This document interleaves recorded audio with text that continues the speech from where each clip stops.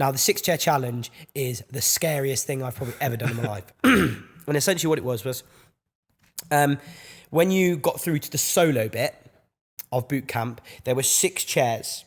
And those 6 chairs were the ones that were going through to judges' houses. Now, one by one, you would come on and you would either be told you've got a chair or you haven't and you'll be going home.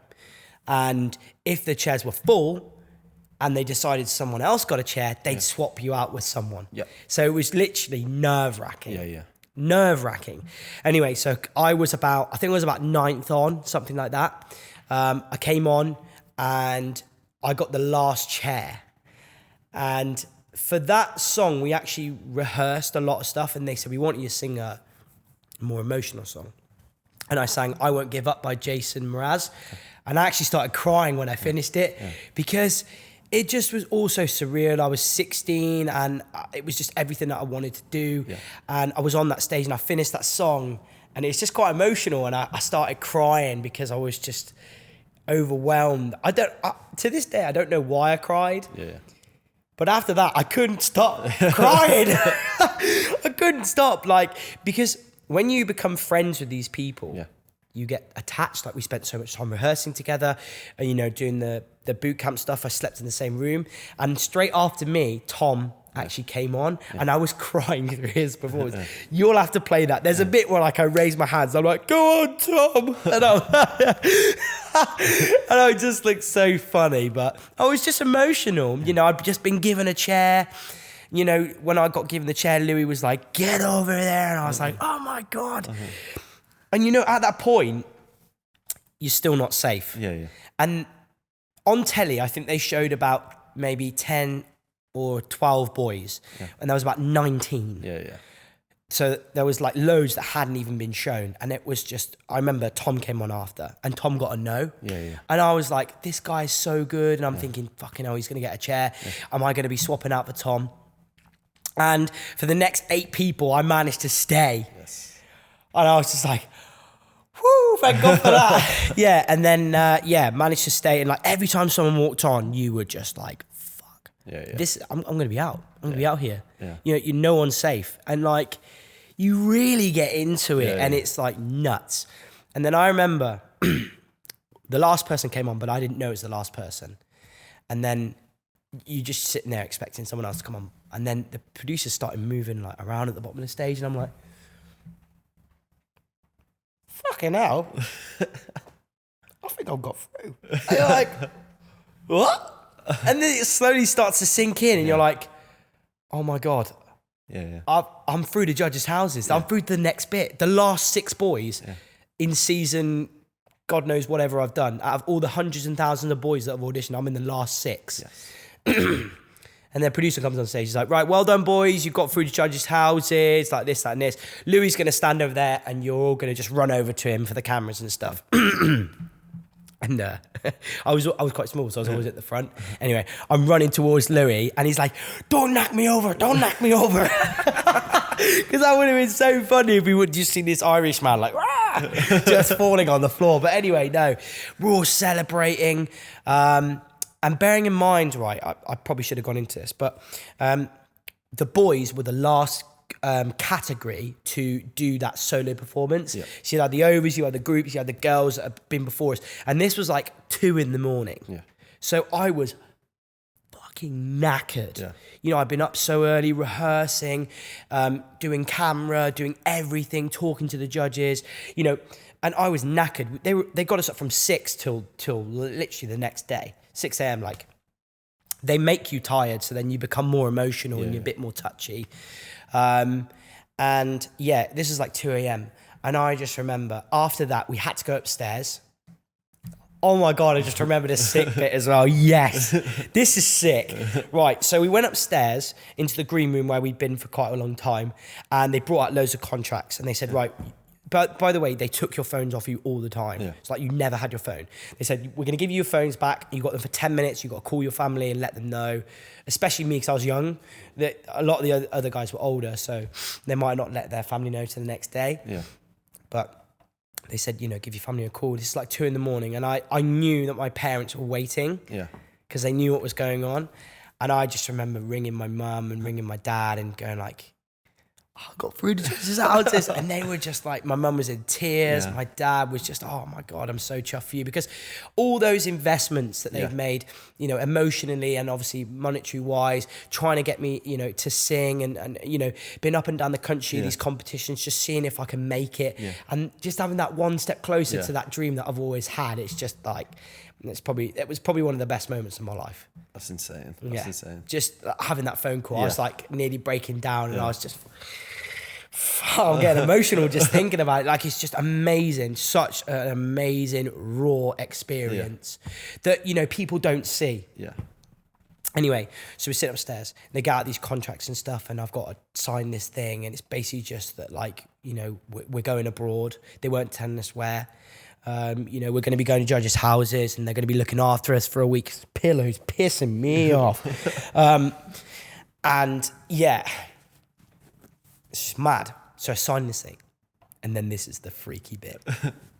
So, because it's a live audience at the live show, at the judges, because there's a live audience at the boot camp thing, they're all like, you can actually apply through Thames TV to go and watch the show, but like you're not allowed to film it or anything or showcase anything. Now, obviously, there are news reporters there. Yeah. Now, when we were upstairs, they were like, right, what's going to happen next is you 6 are going to go over to the Hilton Hotel next door. Yeah. It's literally like, I know the width of this room apart from each other. They literally run alongside each other. And they were like, you're going to go there and you're going to film with Matt and Caroline, rest in peace, Caroline Flack, your ITV2 thing, like, you know, here's the boys. Yeah. You know, what do you think of all this? You know, when they do the ITV2 Extra Factor thing, that's what it was. So we were filming that. And I'm thinking, all right, cool, yeah, no worries. Anyway, these big guys walk upstairs and just burst through the room. They're like fucking massive men. And I'm like, shit, what's going on here? I'm about to be beat up or something. And they come out with these big black blankets. Yeah. And they wrap me in this blanket. And I'm like, what the hell is going on? I've just gone through the judges' houses. Anyway, it was because there was pap outside, paparazzi. Okay. And because it's all pre-filmed, they didn't want anyone to know. Got it. And yeah, I know, it's mad, isn't it? It's literally nuts. So I'm wrapped in this black sheet and I'm picked up like this. I'm literally lying in this sheet being carried down these stairs. I can't see a thing. And next thing I know, these doors are just going, ooh. All these cameras going off. And the first time I was papped, I couldn't fucking see it. I was fuming. Fuming. And the next thing I know, the sheet comes off my head and I'm in a lift in the Hilton. I was like fuming. Because obviously I wanted to milk it, didn't I? Like, wait, I've just been on X-Factor, wait, I'm through the judge houses, wait, you know, all that stuff. But because it was pre-recorded, they didn't want anyone to know. And I just remember, you know, all these photos and people were saying my name. Yeah. So how did they know? Well, they obviously knew it was us because we were the last group. Oh, to, because so the paps were waiting outside. The paps are there to ready to get that sneaky shot, aren't they? Because you know, if they can, X Factor was a massive show back then. If there's anything else they could like release or put out there, they get paid top dollar for it. But anyway, I was hearing my name being chanted by all these, you know, camera people, and obviously I couldn't see it. I literally couldn't see a thing. Couldn't see them. All I could see was flashes coming through this blanket, and then I'm in the lift. Mad. And that was just the maddest experience in my life. And then anyway, we go up and film with Matt and Caroline, play a few games, and then finally get to bed. And yeah, that was just mad. And do you know, I can't even remember getting home and, you know, seeing my parents for the first time. It was quite a while until we went to judges' houses. But yeah, just nuts. Yeah. It was just the most surreal experience, like, you know, telling my parents that I got through and stuff like that. It was just madness. So after you did that was, so the judges' houses were next. What was the time length were you waiting again? I think it was about maybe 2 months. That's pretty long, isn't it? Like, because they've got to prepare for it. And don't forget as well, like, they've not just got our category to film. They got all the girls as well and the overs, and like some of them were in America, some of them were in Spain. So yeah, it was nuts. It was nuts. Anyway, so I knew when I was going, and I was actually in France at the time with my mum on holiday, and I had to fly back early. And then I had this really nice car that came and picked me up from my house, and they treat you like royalty. They treat you like you're a celeb. So it gives you that little taste of life, of how it could be. And it's like pretty sick. So I was in this like Mercedes Vento van, picked me up from my dad's house. It's nuts. Drive me all the way to the airport where cameras are waiting. I'm walking through my suitcase like this. Like, and anyway, we get in a big group of boys. They give us a leaflet, and it's like, one of the boys had to open it and told us where we were going. And we went to Saint-Tropez in the south of France. And I saw the name. Yeah. I had no fucking clue where it was, but still was like, yeah! And that's just like the acting that you do on the show. Like, it just said Saint-Tropez. And I was like, where's that? But then I just pretended like I knew. And we flew first class. Nice. No, we didn't. We flew first class for 20 minutes. So they moved you? So we went on the plane, and the pilot was like, just to let you know, there's a TV company that's filming for the flight today. They're going to be with some cameras, please act natural, all this kind of stuff on this. We were on a BA flight. Yeah. And they moved us into first class for 20 minutes with champers and all this kind of stuff. Obviously, I had like an orange juice because I was only 16. And yeah, they moved us into first class, and we were pretending we were first. Oh yeah, first class, yeah, you're amazing. Anyway, and then we got moved back to our normal seats, and it's just like, fucking hell, it's only a 2-hour flight. Can we not sit there? Yeah. The seats were empty anyway. What? Weird. Strange. Anyway, so we got there, and then this like coach took us to Saint-Tropez from, where do you fly to, Saint-Tropez? Nice. Nice, that's right. Yeah. So we flew there, it's got a couple of hours, isn't it? Yeah, a couple of hours coach anyway. And we stop outside the hotel. And I was thinking, why are we at a hotel?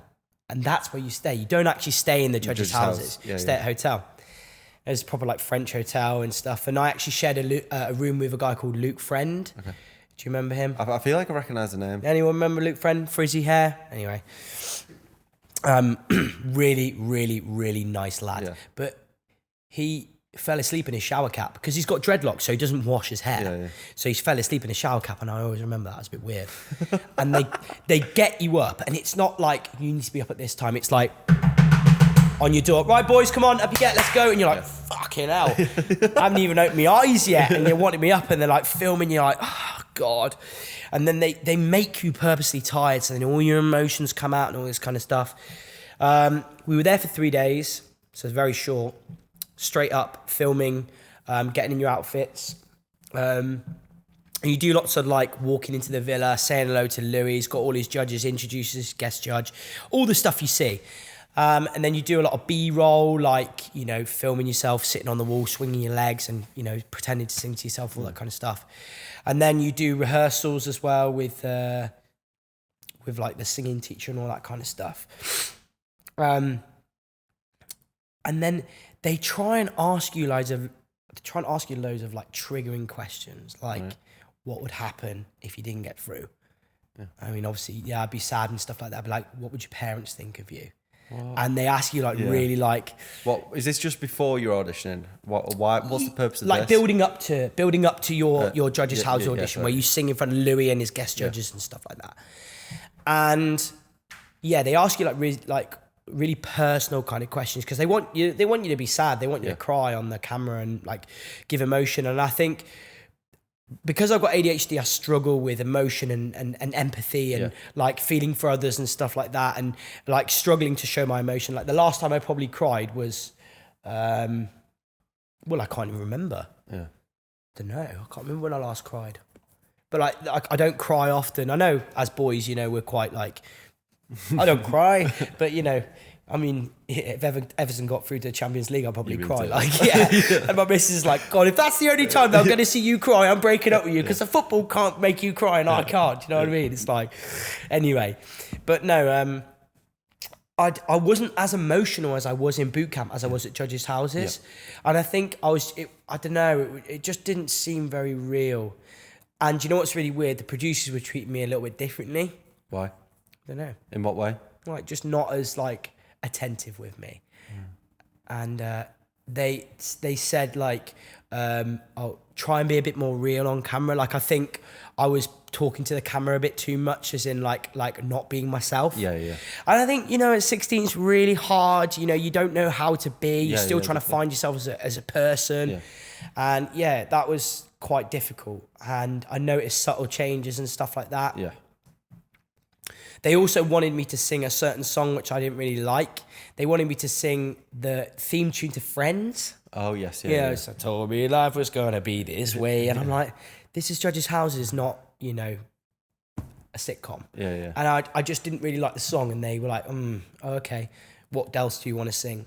And I was like, I think I wanted to sing, I sang You're Beautiful by James Blunt. Yes. But I actually wanted to sing, which I did as well. They filmed two things. I sang Just the Way You Are by Bruno Mars, which was actually all right, but it just wasn't enough. Subtle things just kind of changed. They weren't filming me as much. They weren't spending me as much time, even though I was there. But I was still doing quite a lot of filming. Do you think that knocked your confidence? Yeah. Yeah. Massively. I went into it not really knowing my place. Yeah. So that kind of knocked me a bit. Do you feel like there was any sort of, when that was sort of happening, were they giving off vibes that it was predetermined that you weren't getting through? Or do you not think it was known at that point? I didn't know. You never left. What's the word? Like guessing. Like you have no idea. Yeah. Like, for instance, let's go through it. So the boys sat up on a balcony on some chairs while watching the others perform. Yeah. The boys were behind us, so we didn't know they were there, but you could hear everyone. And I remember everyone was really good, apart from one person. I'm not going to name names, but they know who they are. They couldn't get their starting note. So they were in front of these judges going, like trying to get their starting note. Like 9 times it took. Yeah. And this person got through to the live shows. And I'm just like, I didn't have that. I still sang quite well. I did everything I possibly could. Yeah. And that's when I knew that they were picking certain people. Yeah. And a lot of it's down to politics and stuff like that. Like a guy that I got really close with called Nicholas, he was from Scotland. Yeah. And when Louis invited me back to the live shows, he said it was between you and one person. And I knew in my head it was between me and Nicholas, because Nicholas was from Scotland and they already had 2 people from England through. And this is the time where you could ring to vote. Yeah. So it's a bit of politics probably played in there, but don't get me wrong, Nicholas was a great singer, and also he came second. Yes. So like I'm not against it, but it's like they obviously select who they want, which is fine. Yeah. It's a TV show, but at the time, you think you've done enough, and then emotions are high. And I remember the next day, obviously they brought me on, and when you're sitting on that chair, on that sofa with the judge, and he's about to tell you if you got through to live shows, I was bricking it. Yeah. How did you have like an inkling before you went in? No idea. How did you deal with that? So I mean, look, what happened is I remember there was cameras everywhere, and there was a producer just sitting with a clipboard, like smiling at me, and she'd told Louis what to say, and he just said that I'm sorry that I'm gonna have to let you go, and I just broke down. I was just fucking. That's like an emotional roller coaster itself. You've gone from the highs to getting through to then having it pulled away from you. Like that. Yeah. And you thought you did enough. Fuck. So what? And it still upsets me to these days that I never made live shows. I would have absolutely kicked ass at live shows because, I could have done all the different genres, different weeks. I know the public would have loved me. Yeah. I know they would have, but I think... I don't know, I think maybe my ADHD maybe annoyed some of the producers, or maybe the way I spoke on camera just wasn't what they were looking for. And you know what? It is what it is. And everything happens for a reason. That's the reason why I'm here today. Yeah. And no offense to the people that are on my year, I don't think they're making that much of a massive living out of being a singer if they're still singing, which is fine if they're happy. That's the main thing. But I slowly realized after the show, which we'll go into, like this wasn't a viable business for me to be in. But after the show, like when we flew home, I sat next to someone that got through, and it was just fucking wish I was them. Wish I was them. So at what point did you like have to decide that you were going to either pursue singing or pursue something else? Like once you left that, did you think, right, I'm going to carry on? This isn't going to stop me? Yeah. What? So what? Life was great. Okay. Life was great after. Like I was very well known everywhere I went. Like people asking like for photos and stuff and autographs. It was amazing. Yeah. Like as a 16-year-old lad, it was so sick. And like I did loads of Christmas light switch-ons, did loads of appearances, which was amazing. And you've got to experience something there that 99% of the population will never ever never have. I've had people camp outside my hotel. I've had girls bang on the car windows and stuff like that, chasing me while I'm leaving a venue. Yeah. You know, it was pretty wicked. I've trended number 1 on Twitter loads of times. It was sick. After the show was sick. But I had a few managers that did me dirty. In what way? Well, just sharks really, and just promised the world, never delivered, so stole money off me and stuff like that. What, in terms of taking your music career forward after Yeah, the show? so, like booking me gigs, telling me there wasn't a fee, but then there was, and they were keeping the fee themselves. But then they were paying for my hotels and stuff, and it seemed like I wasn't making, it was more for the exposure kind of thing. They were like, they would use it as like, if you get on this lineup with this person, we can get you out to more people. There's no fee for this one. They're just going to get you on. But there actually was. I was being paid like a good couple of grand a show, but I wasn't seeing anything. That's horrible, isn't it? Well, I was 16 and naive, and you learn a lot at a young age, then, don't you? Because you get exposed to what people are like. We've had it before. We've been fucked over, and it's just a learning curve, isn't it? And it's important to go through, I think, though. Don't get me wrong. Like I loved it. I was constantly on the road. I was constantly singing. I was constantly on tour. It was so sick, and people were going mad for me when I was walking on the stage. You know, I supported the Vamps. I just did loads of great stuff, really great stuff, and then it slowly depleted. Yeah. And it got to a point where I had a manager at the time, and he was decent to me. In the end, wasn't, but he was decent to start with. And he said, we need to switch things up. Yeah. And I said, what do you mean? He's like, well, being a solo career, the problem is because the next X Factor would start, you were essentially pushed to the back because new people would come in. Yeah. And they were more relevant than you. So we need to make you more relevant. And he was like, what about a boy band? Okay. And I was like, I like being my front man, being me. And I was like, do you know what? I'll give it a go. We put a few statuses out on Facebook, finding a few lads. There's a lad who joined, his name is Ryan. He's so successful now as a songwriter. He's written songs for like BTS. Nice. He's had like billboards and stuff like that. Unreal. And I'm actually seeing him in October, which is quite nice. And then there was another lad called Jamie and another lad called Jake, who's actually from Manchester, which is decent.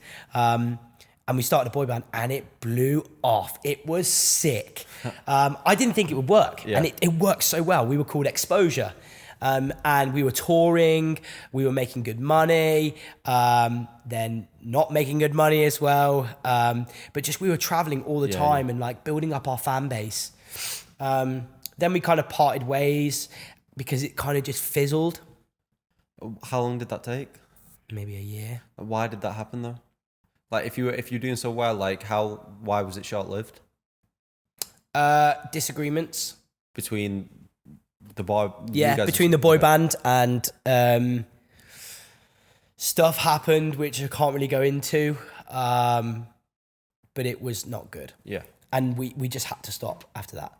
Okay, I just can't go into it. So from that point on, but also as well, so you talked about all the sort of like the glory and like how good it was having that exposure. You had like bad times as well, though, didn't you? There was negatives of it.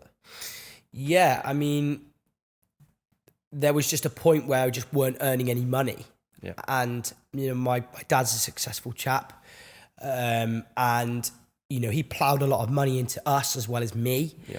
And he was like, look, mate, it's great that you're singing and enjoying yourself, but you're not making any money. Yeah. And like, you need money to live. Yeah. You need money to get by.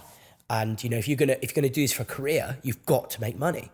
And then, it just slowly depleted. And I was doing this as a hobby rather than actually making any money. Now, anyone who's in the music industry, if they're just doing it for love, they're talking bollocks. Yeah. You've got to make money. If it's a job, it's a job. Yeah. No one goes and works a 9 to 5 job to not earn money. Yeah, just because they're passionate about yeah, it. They don't just go there to go, oh, I love being here, it's great. They don't have to pay me because I just enjoy myself. Bollocks. They do it to put food on the table and to get a roof over their head. That's why they do it. I mean, it's wrong to say that no one enjoys work, because I really enjoy my job. But you probably enjoy your job as well. Certainly. But, there's people out there who have to work. Yeah. And I wasn't earning any money. And there just came a point where I was just like, I can't do this anymore. Yeah. I can't. I'm just running at a constant loss. And how long did that take to get to that point?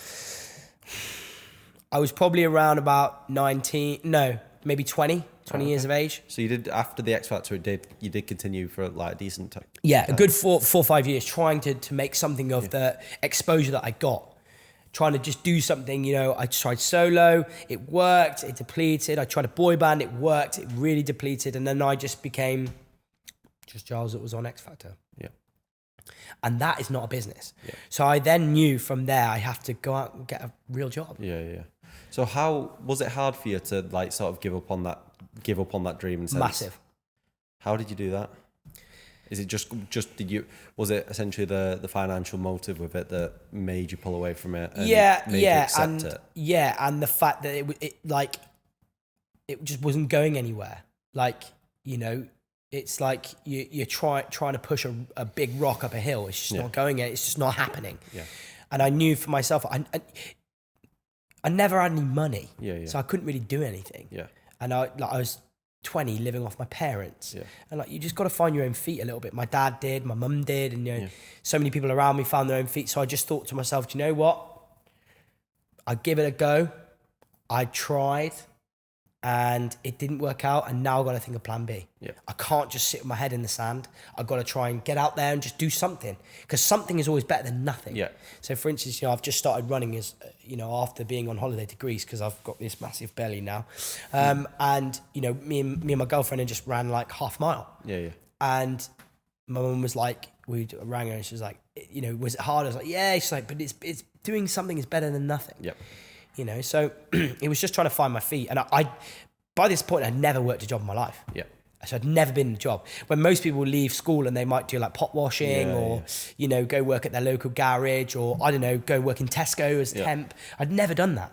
So imagine this, being on X Factor, being such a, not massive star, but like being in the press and, having exposure, and then having to walk into a job and hand my CV. Yeah. Shit, man. Yeah. It's Shit. It's real shit. It's a huge like pull back to reality, isn't it? Massive. Yeah. Massive. Huge pullback. And I'd lived in that dream, and I'd lived in that world, and to pull back to reality was really difficult. Yeah. But I knew it's what I had to do, and I knew I had to really, really try hard and do it. So does it still affect you today? Like, now I've moved on from it. Now I think what a lot of this world struggles with is accepting something, and you have to learn to accept shit. Yeah. If you can't accept it, then you're always going to be stuck in this rut. And I just accepted that dream was over. Yeah. I could still sing on karaoke or the odd open mic here and there if I wanted to, which is fine. I still get that little thrill, but I was never going to be a celeb. I was never going to be a famous. I was never going to be a big singer. I just knew. Yeah. And I'm happy that I made that decision, and I am where I am today, because I've got a tattoo. I don't know if you can focus in on that, but it basically, it says "Follow your dreams" here. And this tattoo that I got here, I got it on my 18th birthday. My mum paid for it, and she actually designed the tattoo as well. My mum was quite arty, and it was something that was really close to me, because my mum said, you should follow your dreams. If you're going to get a tattoo, get something that means something to you. Don't get something that's stupid. Like this one in the back of my arm that I got with my ex-girlfriend. So yeah, let's not even go into that. So sorry, Mum, didn't follow that rule. But anyway, this follow your dreams, it was something I always used to say as a kid. Yeah. I want to follow my dreams. I want to follow my dreams.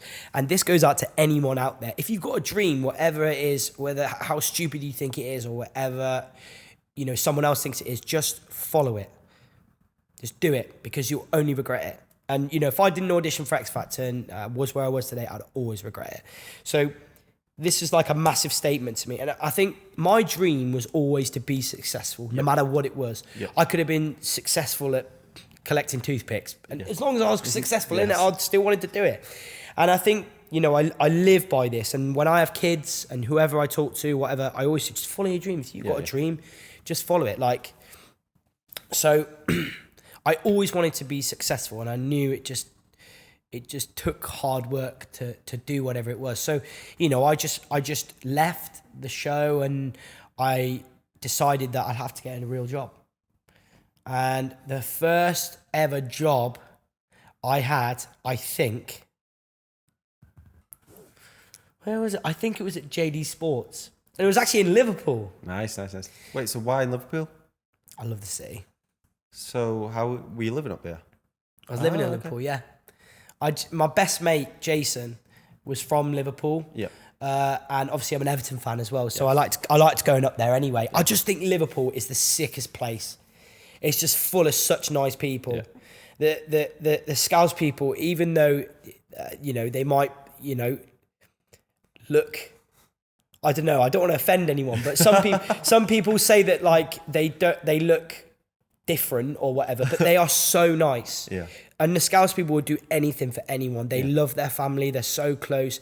I've got so many great friends who are Scousers, whether they're Liverpool fans or not. But they're so nice. And I love the culture. I love the people there. I love the music that's from the city. I just think it's an amazing place. And obviously my football club's from there as well. So it's a big part of me. And I worked in JD Sports, and I handed my CV in. I remember this interview. Went into this little room or something. He was like, right. He asked me loads of really weird questions. Like one of it was, if you were a fruit, what would you be? And I was like, I'm trying to fucking work in JD here, mate. Not tell you what my favourite fruit is. Anyway, it probably tells you a lot about a person. Can't remember what fruit I said. But I was such a cheeky chap when I was younger.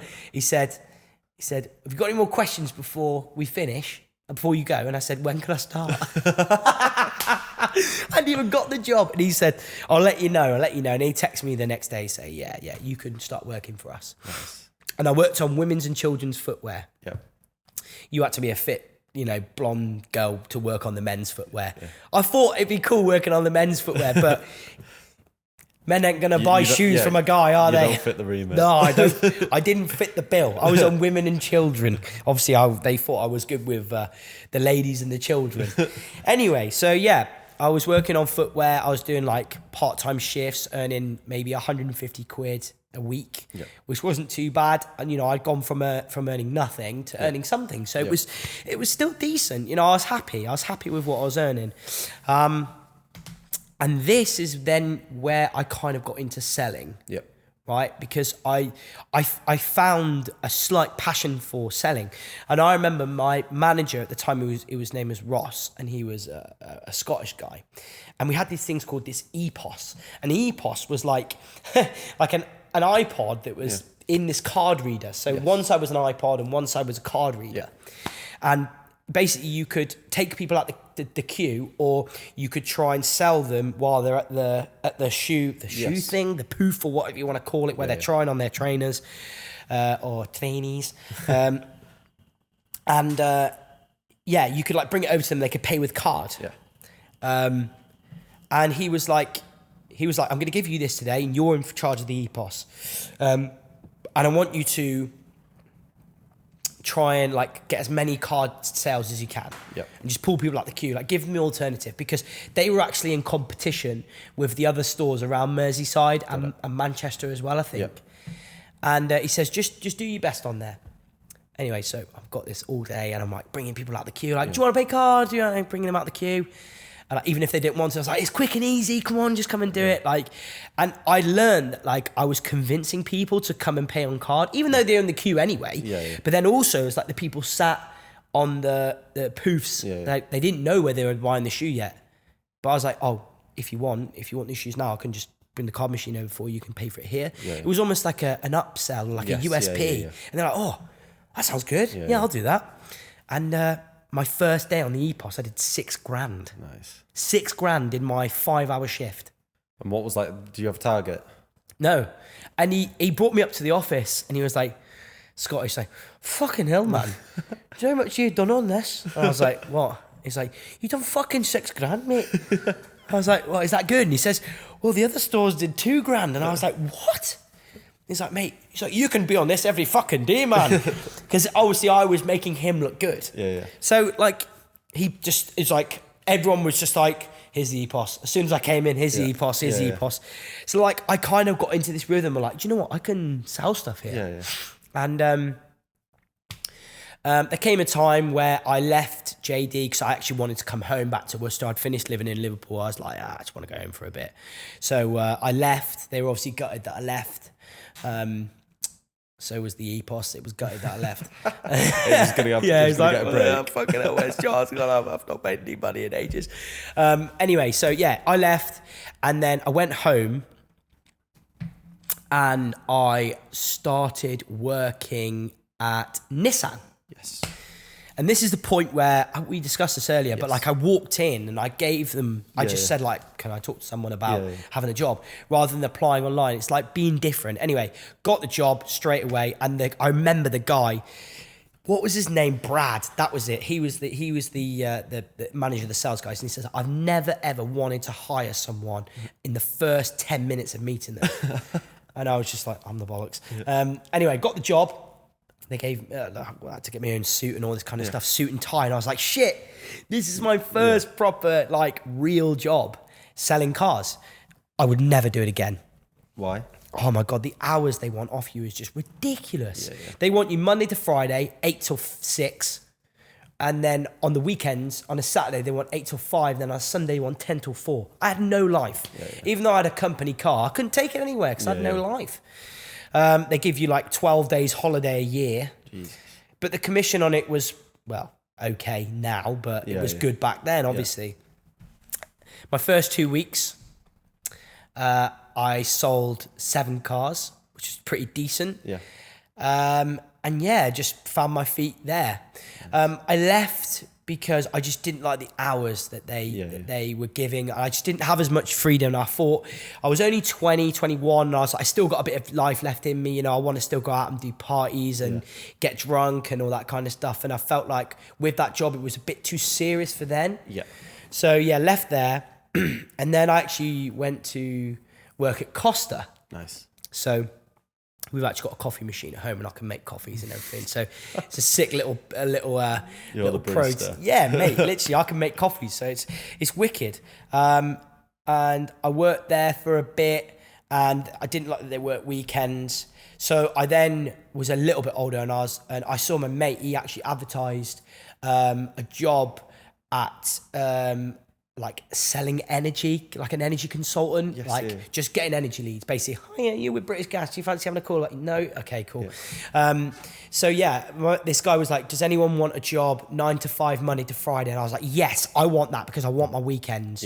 You know, I want to have my weekends and stuff like that because I like to, you know, going out and go to the football on my weekends and stuff. So so I was like, I jumped at it. Obviously had the interview with this guy called Matt Clark. To this day, even though what he did with his businesses, they weren't as successful as what we hoped, that guy taught me so much with selling.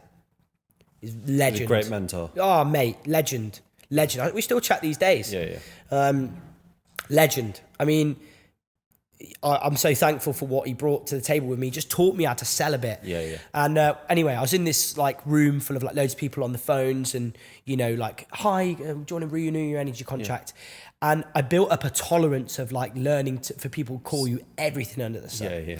So it's just trying to sell these things. And I was really good at it. And it was mainly full of girls. There was only like a few lads and I was the bollocks. Like I got loads of leads. I was, you know, making a little bit of commission and all this kind of stuff. So it was really, really good.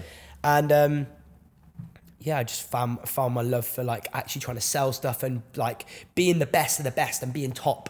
And like seeing your name at the top and all those ticks next to your name. It was sick. I loved it. Then after that, he then sent us to another company, got bought out by a company called SME Broker Services, which is the worst company in the world, and I will slate them. Why? Why?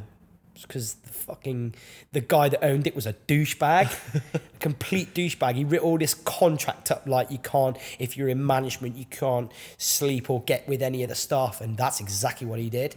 Yeah. Oh, I'd out him to anyone. He was basically just like clearing the path for himself. Yeah, and he would sit on his desk with his feet up on the desk and shit. Yeah. And we were all in these suits. He would also employ apprentices and pay them like £3 an hour.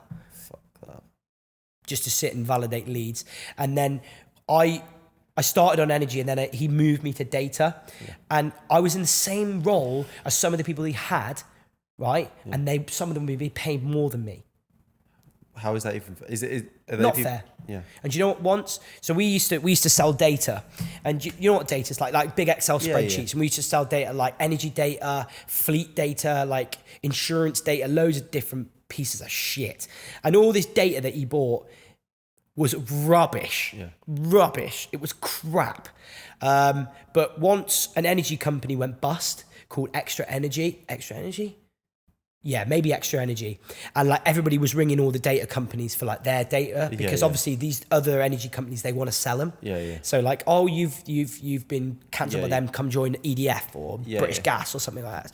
So this one guy, basically we used to have like a CRM system called Pipedrive, and that was like where we'd store all our clients and stuff like that, like any leads that you got from LinkedIn or wherever.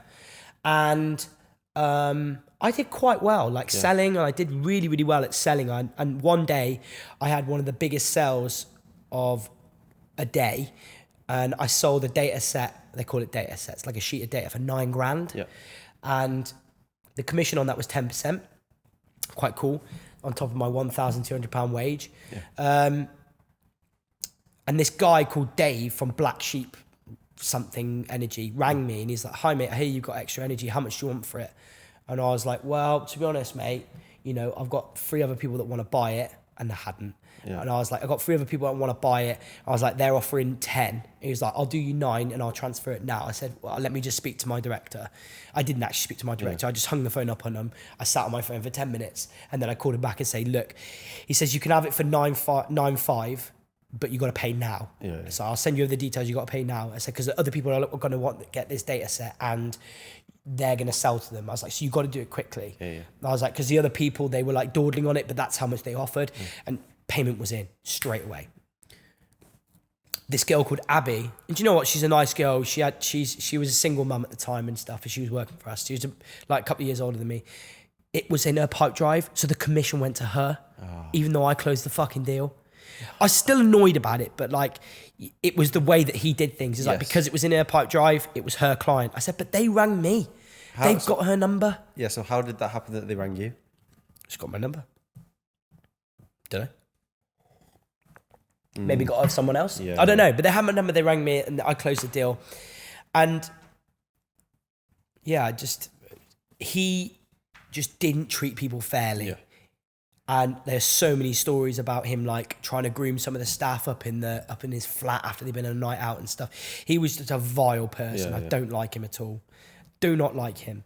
I actually stupidly, drunkenly text him when I was in Dandora in January, basically just say, "Wait, look at me now," and all this kind of stuff. I regret it because he was like beefing me, so I'll wait till I see you in Worcester. And I was like, whatever, mate, shut up. Yeah. I said, "How's your company going?" Because that was a big press thing, that he was like on his arse, and the company was like sacking people left, right, and centre, and they got no money. They were asking for government help, and they'd sold dodgy stuff. And I was like, knew it anyway. I was like, "How's your company going, mate?" I was very drunk, and I regret it.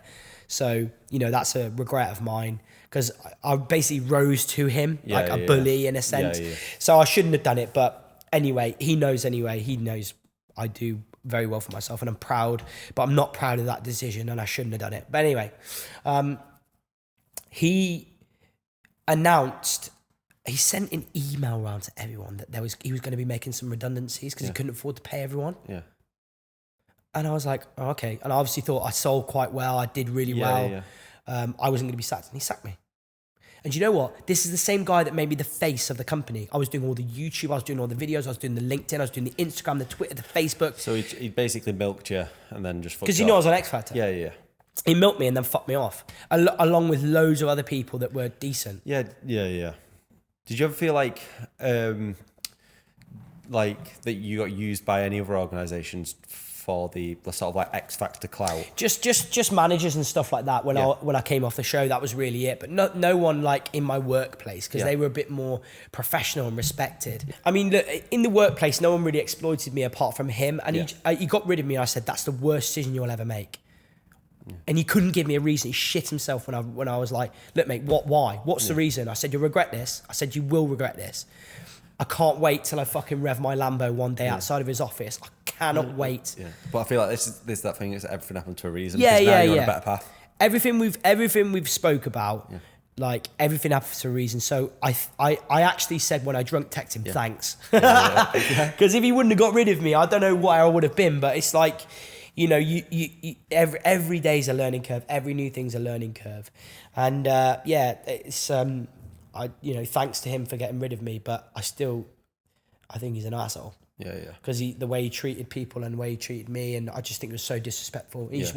He made a contract and went against everything. Yeah. It's ridiculous. Anyway, look, I know loads of people have left him and he's done the dirty on a lot of people. But anyway, moving past that.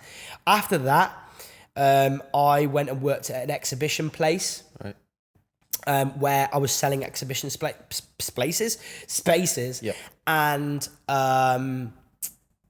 that was okay. It was in Bristol. I was traveling an hour a day and just too long. Then I left there and I moved on to kind of what I'm doing now, which is like investments and stuff like that. And I wanted something where it was a bit more residual and I wasn't working as hard. Yeah. I know that sounds bad because you should work hard, and I do work hard, but I wanted to work smart, not hard. Yep. And I feel like I was giving my time to a lot of people that didn't really care. Yep. And I was working that 9 to 5 that was basically just bleeding me dry of all my mental capacity. And I was just working for someone that didn't really give a shit about me. Yeah. And that's what we wanted to, and I explained to you earlier, didn't I, that we wanted to touch on this where you do have a job, like full-time job now, but it's not your traditional 9 to 5. You can make a lot of money on the go. You're 3-month holiday. You're still making money whilst you're there.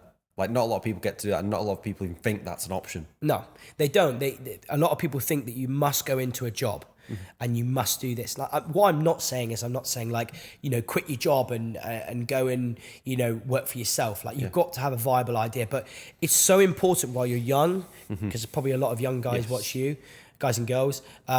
Take risks. Yes, that's it. Take risks. Yeah. If you're going to piss money up the wall on a night out on a fucking bottle to impress your friends, it's 350 quid. Invest that money. Do something with it. This is the only point in your life now that you're going to get when you don't have kids, you don't have a mortgage. This is the time to take risks. Pursue it. I mean, between you guys, like, you know, I invested a lot of money this month. Yep. And if I want to go and piss up, you know, a new t-shirt or something, I can. Yeah. Because I live at that 10% rule or that 1% rule or whatever. Yeah. Like, I'm living within my means. Yes. And that's because I've invested, I've taken risks, and I've gotten myself to the point that I am today. Yeah. I'm nowhere near where I want to be, but I'm a lot more comfortable than what I was, you know, a year ago, 2 years ago, or back then when I was working those jobs. And I decided to step out of my comfort zone, take a risk, invest a lot of money into myself rather than trying to impress people. Yes. I mean, this jumper I'm wearing today is from Primark. Yeah. We were saying that, wasn't we? Yeah, we were literally just off camera saying that. £10 t-shirts. Yeah. This jumper's from Primark. I saw it. I liked it. Yeah. I've not got to buy expensive clothes to impress people. And do you know what? It took me a long time to realise that as well. It's about investing your money and building up your future for you and your family. And that's the only people that you need to impress. Exactly. You shouldn't really care about what anybody else thinks. No, because like even at the club, like anywhere where you're doing it, whilst you're there, you might feel like you appreciate it, but if you disappear, they won't give a fuck about you. Like, it's... When I was in Greece just recently, we were obviously on a yacht and we went to this bay called Fiscado, right? And I was explaining this to you earlier. Now, in Fiscado, there's a specific restaurant that Madonna goes to, and there's always a big yacht that parks outside there. Now, this is a big yacht. And in between 5 and 7, this is where all the big yachts come in. And I'm saying this to you now, there is always someone else who is doing better than you or making more money than you or whatever. You should always inspire to be them, not be jealous of them. And that's what I had a lot through, you know, my life is like a lot of jealousy, a lot of hatred like you guys have received. And I think what I learned from that specific moment being in Fiscado is like, even when that yacht was there and we were like, is that the last one of the night? 7:15. this big fucking yacht would come in, multi-millionaire, and that guy's probably sitting there going, bollocks, bollocks, I thought I was the biggest yacht this time. And that's what I'm saying, like, my life is all about aspiring to be other people and learning from others like yourself and, successful people, and surrounding myself with the right people, and, taking risks and learning from others. Look, if you want to be in a 9-to-5 and you're happy and you're content and you're happy with it, that's fine. I've always said that if you're in that situation, like, I'm jealous of you because I wish I could be happy doing that, but it just doesn't fulfill me. No. My fulfillment, I want to be wealthy, and I want to give my family and, me a good standard of living. Yeah. And I feel like you have to step out the ordinary to do that. If you've got an idea and you've got a bit of spare money, don't go and waste it on some Alexander McQueen's. Yeah. Go and invest in it. If it doesn't work, learn from it and try again, and keep trying. If you never try, you will never know. Yeah. And I always stick by one thing. It's like, if you don't ask, you don't get. Yeah. It's just something that people need to learn and need to understand. There's no point sitting there with your arms folded and going, oh, I wish I was them, or I wish I was doing that. Do it. Just go and do it. Or getting angry at the fact that they're there. Yeah. I mean, you've had a McLaren. Yeah. I had a McLaren. Yeah. Do I hate you for it? No. Yes. No, I'm joking. Of course I don't. I go, when can I get one? Yeah. How am I going to get there? Yeah. I've been in Greece, which I haven't said loads. I have been in Greece, by the way. Check the tan. I won't show you that tan line though. It's literally like a solid line. It's unreal. Like a yacht is something that I now really want to have because they are so sick. And also, it's a good business idea. So you can actually, this is mad, you can actually get a yacht in a tax efficient place. Yep. Obviously, yachts are mad money to buy, and you can charter it through the times that you're not on it, and then the time that you're on it will be paid for by other people's money. Yes. Yeah. So I always believe in leveraging other people's money in order to make money. Is a good way of doing things, unless you like need your own capital to buy stuff. I get that, but like, it's always about working smart, not hard, and that's what I do. So like, with that idea, it's like, buy a yacht if you can, and then charter it out. So then the yacht then is an investment rather than a bad debt. Yes. Yeah. Whereas your McLaren was probably a bad debt. No, very lucky. Very lucky. Yeah, because we sold it when prices were at the peak. Do you make money on it, basically? Yeah. That's good. We made I think we made 12 grand on it. But you didn't buy it as an investment, did you? No, exactly. So like, if I was to buy a yacht, I would buy that as an investment. Yeah. Same with like anything. It's like, I would much rather spend my money on investments now to build my future. So then when it comes to being, 30, 35, I can then buy what I want and do what I want and enjoy myself. Work hard now, party later. Yep. And that's what that is. Love it. Right, so I think that was a good note to end it on. A lot of value for everyone listening. Business as well, and all the behind the scenes of the X Factor. So yeah, great having you on, mate. Thank you. I want to have you back on when you've got that yacht, because I want to charter it. I'll sail it straight into here. Bang! See you coming up the river down here. Right, thanks for having you on, mate. It's been a pleasure. Thank you. See you, mate. Cheers, guys.